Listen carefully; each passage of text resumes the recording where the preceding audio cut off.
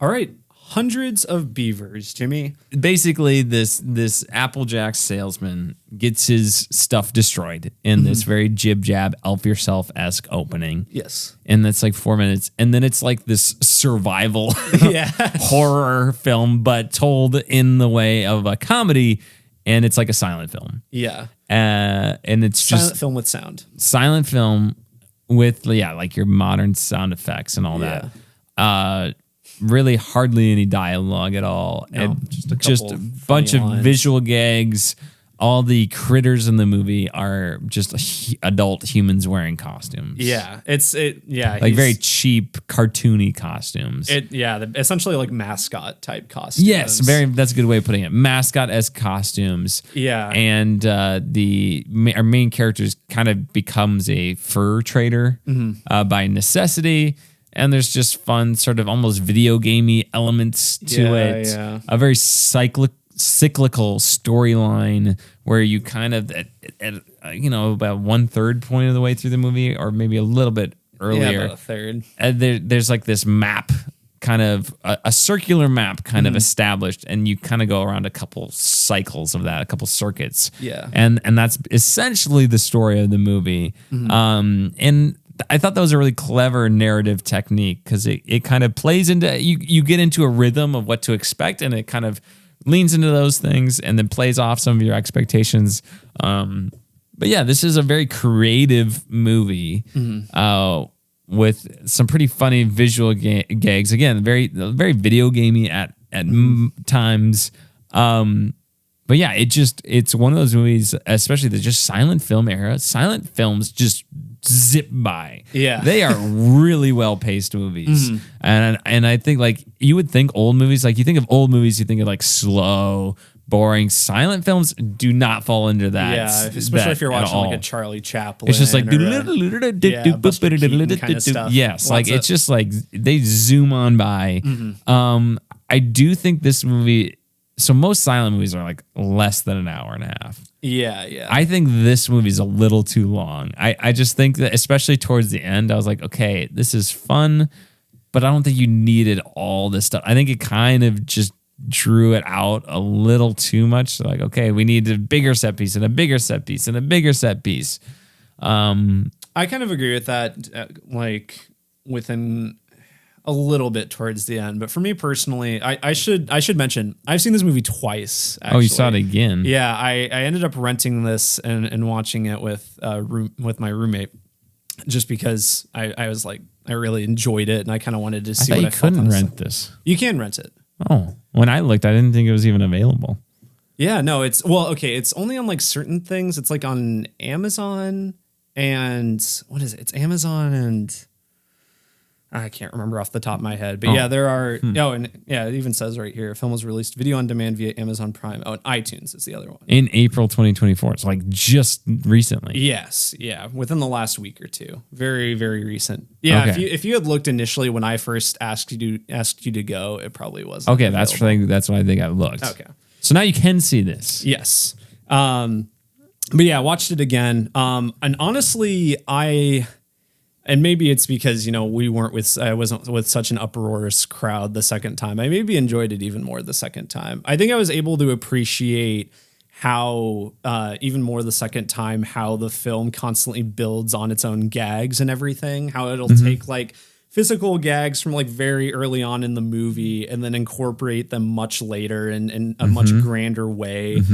And the movie, like in a lot of cases, goes beyond like the comedic rule of thirds, I would say, but I think it still works. Like you'll have gags that go on like 7-8 times even, but I think they still work for the most part. Very, very funny stuff. And I think one of the reasons why, for me, the pacing never really bothered me and works quite well, similar to those silent movies, is it is like a gag a minute. Boom, just constantly. There's stuff no happening. let up, really, at all. At all. Not really. No, it's constantly, every scene has several funny things happening in it. Scenes don't typically last that long anyway. No. Don't move like under a minute for a lot of them. Yeah, it's just very good. And lead actor who has a very like long, very funny name. It's like Ryland Brixton Cole Twos is his full name. Incredible. He commits so much physically to this bit. He's so good. It's like one of the things I made note of the second time is some of the funniest parts are just like everyone just like falling over constantly. There's so much of him just like rolling down a hill because he like trips, or like there's some of that with some of the animal costumes too. There's like, I noticed the second time, like the rabbits, which are kind of the focus of towards the beginning of the movie, like constantly they're just like falling over. And it's very funny just watching someone in a mascot costume fall over in the snow. Something very simple about the comedy and some of that, but it works. Lots of dark humor. Yes. I would say. Yes, absolutely. Especially in this cartoony-esque thing. Yes, the film is very creative. Incredibly creative. Very Looney Tunes-esque. Very Looney Tunes. Like a dark humor Looney Tunes. Yeah, it is. It is like a live action cartoon is probably the best way to put it. It's just, I mean, I guess, yeah. If you think of like any of the gags and like a classic Bugs Bunny thing, like this guy is like Elmer Fudd kind of in a lot of ways, just like more fleshed out Elmer Fudd. If you're going to follow Elmer Fudd for an hour and a half, that's kind of how it goes. And you have these animals kind of messing with them and everything. It's very weird. Intentionally like 2-dimensional visual effects to this. Yes. Where again, it's playing off like 2-dimensional cartoon effects too.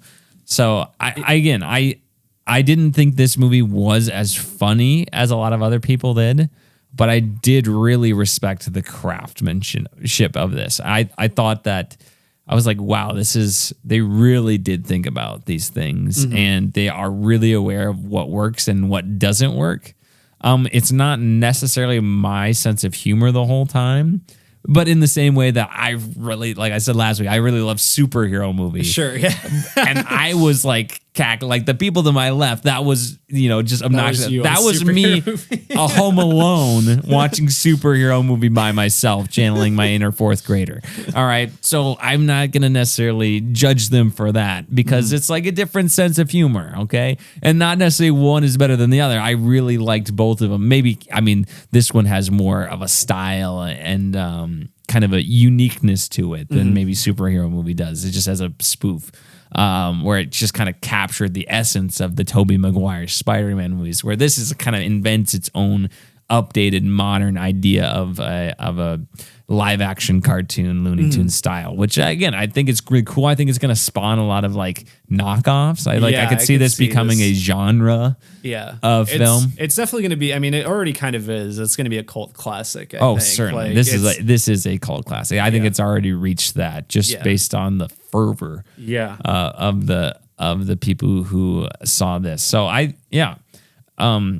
commend the creators and the writers and just everybody involved. They really captured what they were trying to get at, and a lot of people just it worked 100% for them. And even though I didn't think it was the funniest thing ever, there were definitely like that was good. That was funny. I like that. That is more like the like amusing. I found it very amusing. Not like laugh out loud. I wasn't dying of laughter like a lot of the people in the theater, but I liked this movie a lot. I thought it was very, very funny just in general. I'm not sure if I would say it's exactly my sense of humor normally, but I was just able to like make it my sense of humor for this hour and a half. Really. I was able to really embrace the movie, I think. I wanted to say the budget is $150,000, which the movie is obviously cheaply made, like you can kind of tell, but it works to the style of the movie too. The movie really embraces it. There's a lot of, as you said, kind of 2D visual like effects that are inserted in there. A lot of green screen, especially towards the end of the movie. But one of the things I hadn't noticed as much the first time watching him, but the second time was they made a really, really good use. I don't know I have no idea how many like beaver costumes they actually had, but That's a good point. Yeah, but they like actually they would digitally insert like the same people like constantly. There were several shots where it's very like, seamless. yeah, there's several bits where you can tell it's kind of a copy pasted, person in the scene or whatever if you're paying attention. But it looks great. It's very good. It's hard to tell. They could have 2 beaver costumes. They could have had 50. I don't know. But it's very impressive from that regard, I'd say. And I think a benefit of using like the map idea for not only the structure, but I think it really just like, I mean, this is going to sound very obvious, but it helps with the geography of the movie. Like literally we can see where everything is, but it also just makes points of interest for the film. Because otherwise it's just like winter forest, like that's not interesting. That's just all the same. But it's like, well, here's this cave, or here's this very specific trap, here's or a cliff. Here's this character. Here's the cliff. Yeah. Here's this thing. Here's that, here's this shed. Here's the shop, Well, and it's very good at, you're able, quite literally just able to tell where they're at any given point, because it's literally just telling you. Like you don't necessarily need establishing shots or anything like that for this movie. It's just gets right into it with these little animated map interludes. Yeah, and it's great. Yeah. So really, really good idea there. A lot of things work, pacing work. Literally, again, 10, 15 minutes too long for me. But otherwise, I think it was a really, really well done film. The intro didn't work. It just was a style. It's just a preference thing. It didn't work for me. I still agree. Well, and it's different than the rest of the movie too. It's like a more exaggerated, in my opinion, annoying version of the rest of the movie. That it's just like I said, it's just like jib jab elf yourself, which I think those are funny, but it's like. I was like, okay, really? I don't know. It wasn't really funny. I could not understand what was being sung for a lot of it too, personally, because there's like a song going on, and maybe I'm just like spoiled with captions and stuff, but I felt like it was like this big kind of chant song. Yeah. It's like one of those. I'm going to be at an Irish pub and I do kind of on that vein though. I want to mention that the music in this is pretty good. I think there a lot of repetitive use of certain themes, especially when they get into that cyclical nature, but it works in a lot of different contexts. I think I really liked it. I was wondering if the music was going to be available on Spotify, but I didn't see it or anything. Maybe eventually, but one other thing I want to mention before we get to spoilers is the editing in this movie. It's like interesting because, we've made comparisons to silent movies and everything, and there's a lot of inspiration there, obviously. But I also think there's like a lot of there's a good mix of like modern comedic like editing like bits too, just in the way that like a comedic moment will be accentuated by like music cutting out or something like that. It's like. It's a good mix. Like you look at it, it looks very old, but there's a lot more like modern techniques, I guess, in it than you might expect. So, all right, what would you give this as a rating, Holden? It's like a 9 out of 10 for me. I think it's one of my favorites of the year so far. Really, really like it. Hopefully, eventually, if it gets a home release, I might buy it. But yeah, go support it. You can stream it somewhere. It's like entirely like independently distributed too. Like I don't think it has any like no Amazon or even an A24 Neon kind of thing. It's all them. They've got a very funny social media kind of page that I don't know. I quite enjoy that and follow them. But yeah, I like it. Yeah, congrats to them. Let's dive into spoilers.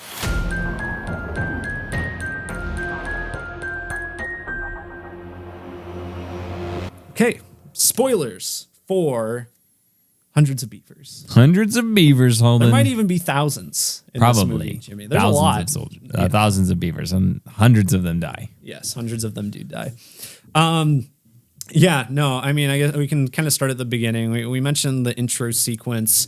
Least favorite part of the movie. Even on rewatch, it was it's fine. I mean, I was able to watch it with captions and I was able to understand what exactly they were saying. But what is it? I think it's I think it's a third of the way through the movie when it kind of changes to him when he teams up with the trapper and starts going on the routes and everything.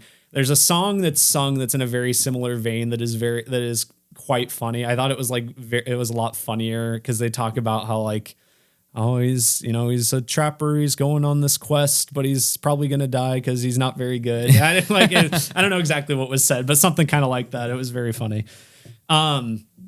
But I mean, he blows up the Applejack stand. Yeah.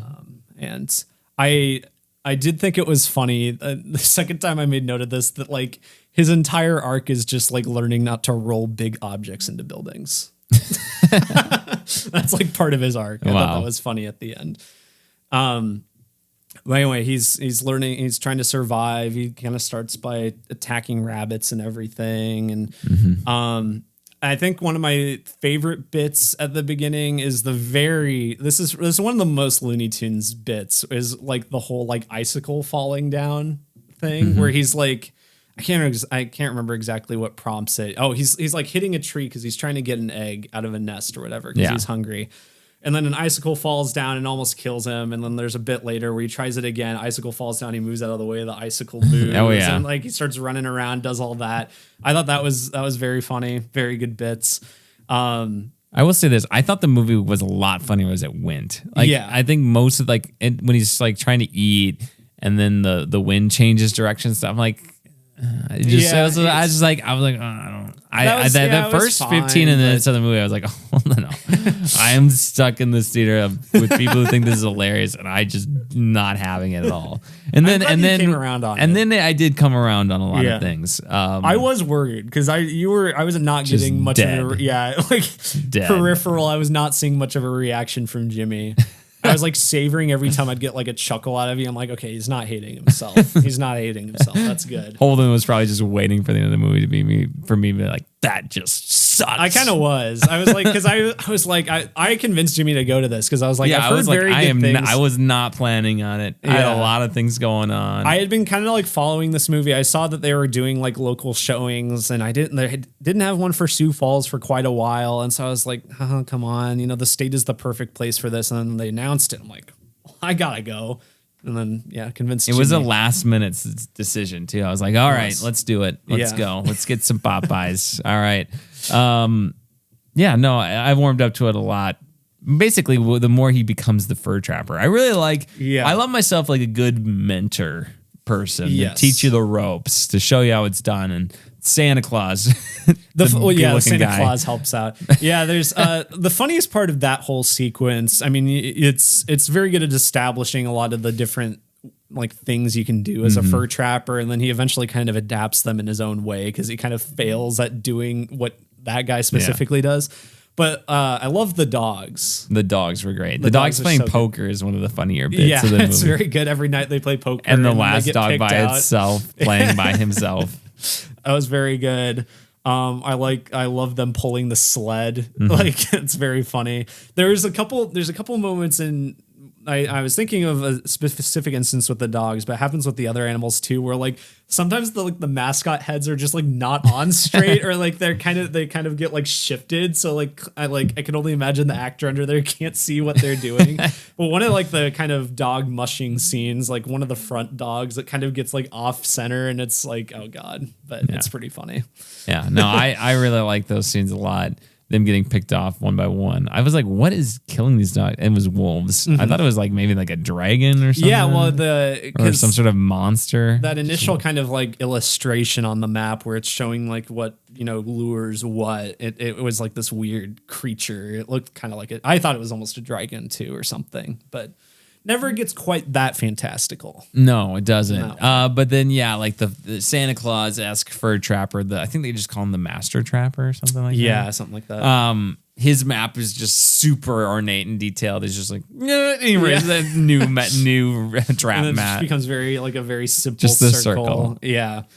And he goes around a couple times on this circle before he really gets the hang of it. But as I said before, he kind of takes his failures and just adapts them into new ways to make traps, which I thought was fun.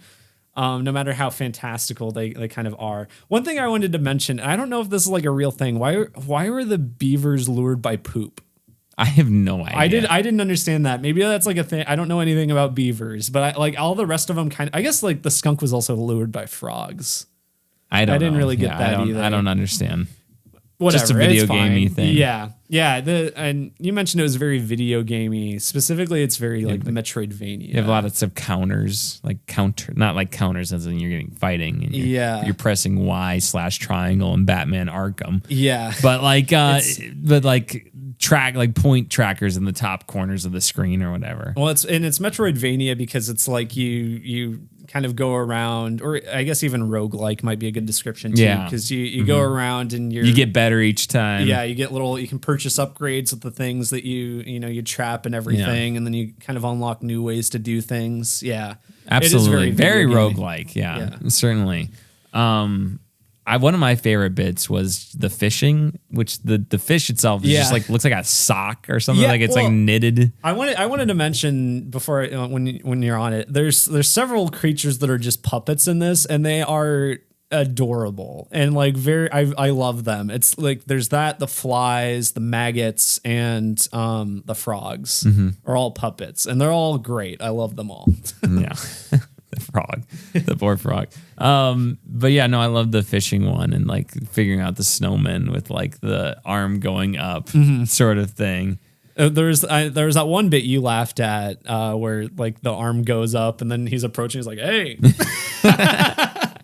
That was pretty funny. Well, and even like there's some very funny bits with the snowman and fishing like earlier on too, where when he's first kind of figuring out the things with the fish, and he like starts like making this whole like snow, like a snow dog that he wants to go fetch and everything, and it's very funny. Yeah, and then the dog doesn't move. Yeah. And he's frustrated with that. Starts flirting with a snow woman, and it's very good. And then he finds out that the fish will like come bite his fingers will come like to his fingers if he bites them ahead of time. So he just starts biting them all.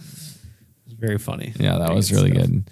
I mean, one of the people we haven't talked about, main character, is the shop, the clerk. Yeah, I don't know, shop owner, and his daughter, I guess, who he wants her to marry the master trapper.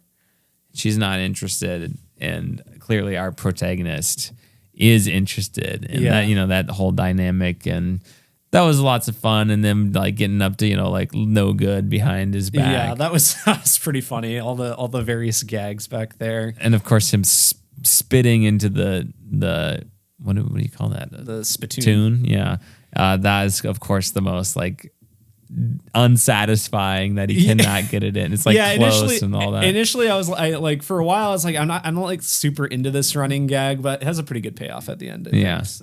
So I think that I like the bit where he like spits it into his gun and tries to shoot it, and he just still misses. He perfectly gets it into the tiny barrel of the gun, and then that was the funniest one. Really, like, it was. I was like, I was like, okay, we're doing this, and then that one actually made me chuckle a little bit.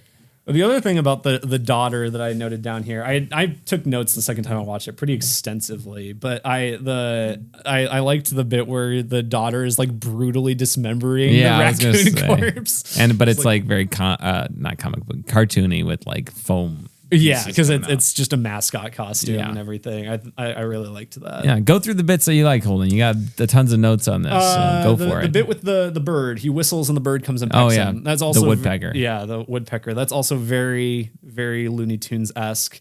And then how he uses that in his he's got like Rube Goldberg machines by the end of it. That's great. I described the whole thing here. So like his final thing with the wolves is such a perfect like culmination of a lot of different gags.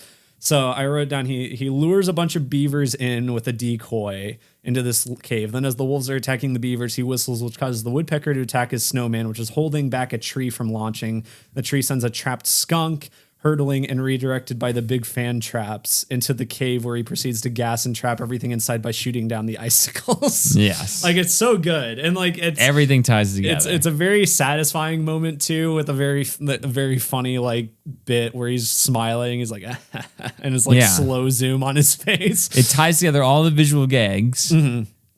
And then it's still not the climax of the movie. It's still like, oh no, I'm never gonna let you marry my daughter unless you bring hundreds of beavers. Very good title job. Love that. Just uproarious applause from our audience. Well, and very much worth it. I love it's like a slow clap moment. Like, all right, you earned it. You earned it. It's not what are we, some sort of Suicide Squad? No, where you roll your eyes, or you're going alone. You're on Solo. Well, and I honestly hadn't realized, because they have kind of a little like credits thing a third of the way into the movie. Initially, when he first introduces him going with the trapper and everything, it kind of brings up the cast and everything. And so, in the back of my mind, I just assumed that the title had dropped at some point in there. But then when I realized what it was building to, I was like, oh, okay, this is good. But also with that, there was also the funny moment where they like the dad is like yelling at them and they're just like, pardon? They say that out loud. That was pretty funny.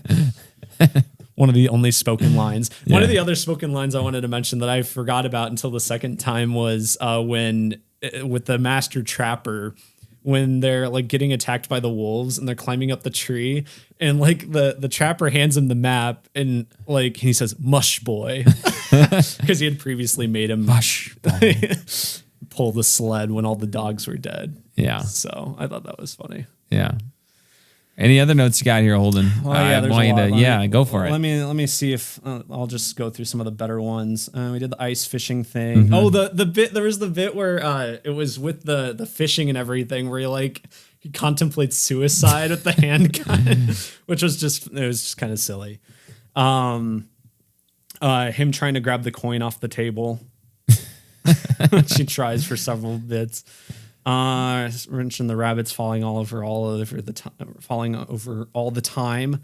I did like when they trapped when he was initially trapping the rabbits towards the beginning of the movie, and he's like, the raccoons keep getting to him, so he like sets up a cage around it, and then the raccoons just come over and pick up the parts of the cage just to get to the rabbit. Thought that was pretty good. Beavers will ingest their feces to gain the undigested nutrients. Oh. All right. Well, there you go, I guess. Well, okay. And you know what? That makes sense, because the only way that the poop works is if it smells like beavers. Because he has to get that oil made from the beaver's innards or whatever. So I guess there you go. I guess that kind of makes sense. We have the running bit with the Sherlock Holmes beaver. Yes, that's right. How does that culminate again? That basically culminates at the trial, I think, with them just coming in and presenting the evidence that they forgot found. about the trial. But yeah, the Sherlock Holmes the defense lawyer during the trial is the funniest part. Yeah, that whole trial just like so good. Just like his disheveled tie. He's like stumbling over it's so good, because that whole trial there's no dialogue. It's just the beavers doing like kind of thing. Yeah. But you can just tell what they're saying. There's visual, aids up on their kind of PowerPoint thing going on. There is the one bit where the prosecutor beaver says Jacques. Just pretty funny. But yeah, that defense beaver is so funny. It's so good. One of the other things about that trial though that involves the Sherlock Holmes is when they're presenting all the like corpses they've found and like the various but they're also like speculating as to what the trapper did to them to make them look so weird. Yeah. Because there's the one that has like the very elongated neck and everything. Right. That's right. And they're just way off. Yeah. And they're just like, they just have these like illustrations up just there. Just the worst possible thing he could have done. It's pretty funny. Yeah. One of the traps I really liked when he's kind of making the rounds is that whole like big fan thing that he gets going. I think it's so absurd, but I feel like every time they go back to it, they add something that's very funny. The first time it happens is very funny because it's like there's the other, like he's getting blown towards the fan, and there's the other beaver that's holding on for dear life and everything. Oh yeah. And I don't remember exactly. That's the one that gets his neck stretched out. Yes, yeah, that's the one. But then there's also like the bit where he figures out he can catch like the beavers in like a fan kind of like trap circuit kind of thing. And then he just throws like a baseball bat in there to knock him out, which it was pretty good just gag. Boink, boink, ding, ding. It's so good. So good.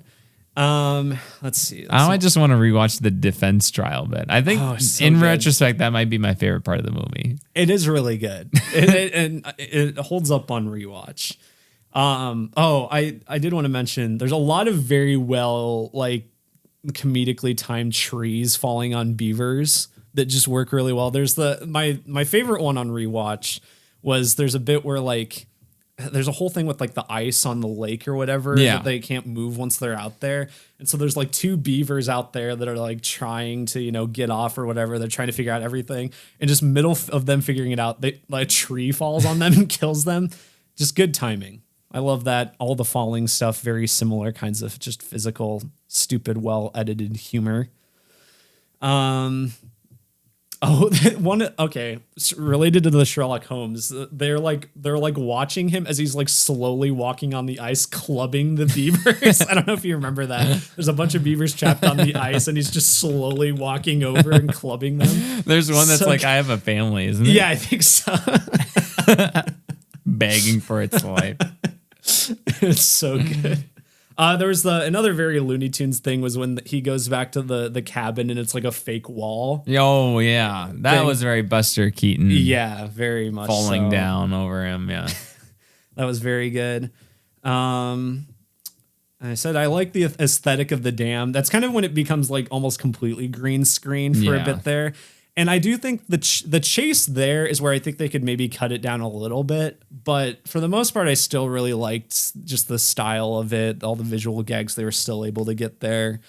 I still enjoyed that. You get the Mecha Beaver. The Mecha Beaver at the end is very good. Just obviously a guy like with a mocap suit on or something. Like very funny. There's the funeral procession, which you laughed at because there was the Catholic like processional guy with like the incense. Like wait, that was pretty funny. This is a heap of dead beavers. Yeah, him kicking all the beavers into that grave and then pointing the gun at the others, and they just jump in. I guess the one big scene we haven't talked about is the kind of like bar brawl thing that happens when he gets captured. When he just fights all those beavers in there, which I think that might be my favorite scene in the movie pretty personally, because there's so much like John Wick just crashing into things just constantly, and like he just picks up that like, one beaver gets sawed in half. Yeah, it gets sawed in half, which is good. There's the bit where he like just completely like skins a beaver, like pulls off its like head and everything, which was very good. And then it's just a human skeleton, isn't it? Yeah, which is the funny part. Another kind of recurring thing that happens a few different times that I think is pretty good editing is whenever they like someone will like pick up and suplex one of the like he'll like there was a bit in I think it was right around when he like first brought his couple of furs over to the cabin or whatever, and there's like that beaver that like falls in love with him because I think he like smells like the poop or whatever he is like. And he ends up like trying to kill it, and then the beaver like picks him up and like throws him back, but it's edited so it's like clearly just like a rag doll that does it. And there's a couple times where that happens in the barroom brawl too with a couple beavers. It's very funny. There's a bit in the bar that brawl scene where he kicks a beaver into the fireplace and it just explodes. Now that's good quality content. It's so good. That's well written. That's art. It is art. And then I mentioned here that there's him like on the ice, and then there's that like the cruise ship of beavers chasing after him that sinks like the Titanic. That's right. Once it hits an iceberg. Yeah, that's so good. It's pretty good. Other than that, I feel like that's a lot of the really good bits Yeah. that I love. I'm sure there's more, just because they're so fast and there's just so much, so many through a that lot I can't possibly remember them all. Yeah, Even the ones that I thought were really funny. Yeah, it's so good. I love this movie. Yeah, it lived up to the hype for me. I think I'm glad that I was kind of following this movie as it happened. It was an acquired taste for me. Yeah, once he got with the Master Trapper, I think that's when it clicked for me. Yeah. Before that, I was like, I don't know. Yeah. But very creative, really well written, well thought out, well paced. I didn't mention Just the good director. job all around. The director, it's his first movie apparently ever made. His name's Mike Cheslick, not Chislick. Cheslick. But very interested to see what he does in the future because there's a lot of talent there. And looks like he co-wrote it alongside the star too. So cool. Yeah, when are we going to make a movie, Holden? Yeah. Well, it's stuff like this. I'm like, there's a lot of talent that goes into this, but it really does show. But we can do that, obviously. No, it's just like it shows that anyone can do this. Really, quite frankly. Yeah, it's an awesome time we live in, Holden, and a horrible time. Simultaneously. Good for hundreds of beavers. Bad Good for a lot hundreds of of other beavers. things.